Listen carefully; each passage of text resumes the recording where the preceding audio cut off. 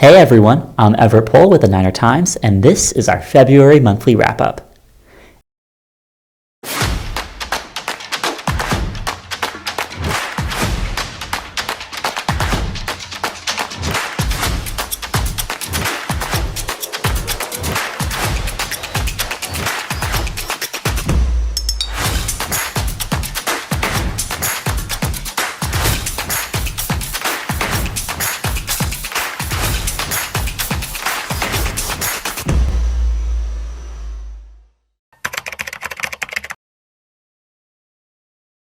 In sports news, men's tennis is currently 6-3 and are 5-1 at home. The team concluded the month with a 4-1 win over Coastal Carolina on the 24th, followed by a narrow 4-3 defeat to Liberty University on the 25th.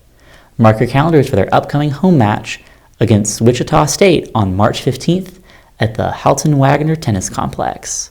Women's tennis is off to a 6-5 start and is coming off a 4-1 win over Charleston Southern and a 4-1 loss to South Carolina on February 25th. Be sure to check out their next home match on March 2nd against William and Mary and South Carolina State at the Halton Wagner Tennis Complex. Men's basketball is wrapping up the month with an overall record of 17-10 and 11-4 in the American Athletic Conference play.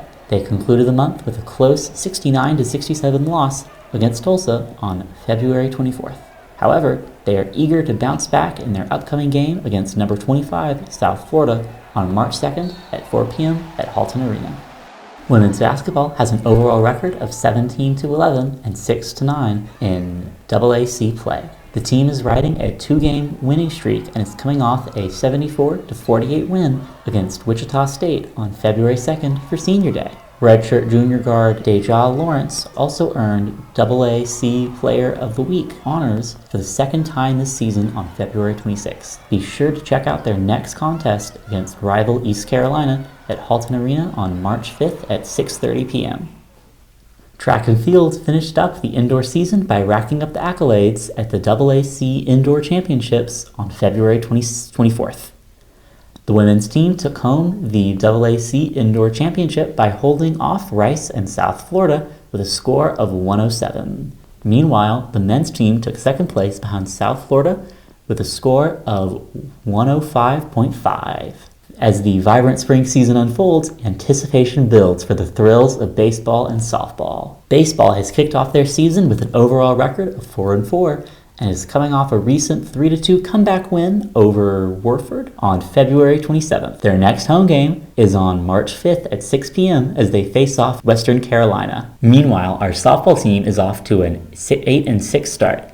They're coming off the Gamecock Invitational on February 23rd through the 25th, where the team went 3-1. The squad's contest against UNC Greensboro on February 28th has been postponed. They will be back in action on March 1st through the 3rd for the Queen City Classic at Sue M. Doddridge Stadium. Throughout the month, our campus has been alive with an engaging series of events. Kicking off the festivities was the highly anticipated 49er 5K on February 3rd at 9:30 a.m., organized by UREC. This race, open to all, not only promoted wellness, but also donated all of its proceeds to the UREC Student Professional Development Fund. As Valentine's Day approached, CAB conducted several series of enchanting events to celebrate this holiday. The excitement began with the CAB Spin and Win on February 6th at the Student Union. Here, students were invited to spin a wheel adorned with exciting prizes, adding an element of excitement to the celebration. Other events hosted by CAB in honor of Valentine's Day